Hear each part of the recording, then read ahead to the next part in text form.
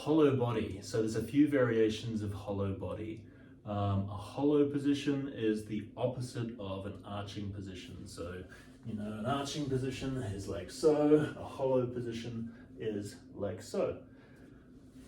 Now, easy version of a hollow body is going to be laying down with your feet pulled up towards your butt. You're going to be holding yourself up. Hands are in this position here, feet still on the ground.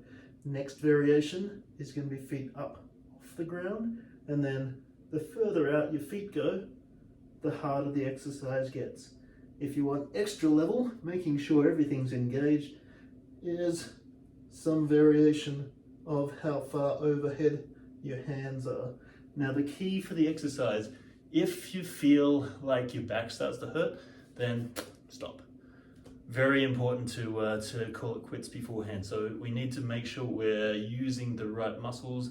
We don't want to be using the hip flexors in this one. We want to be using the hollowing muscles.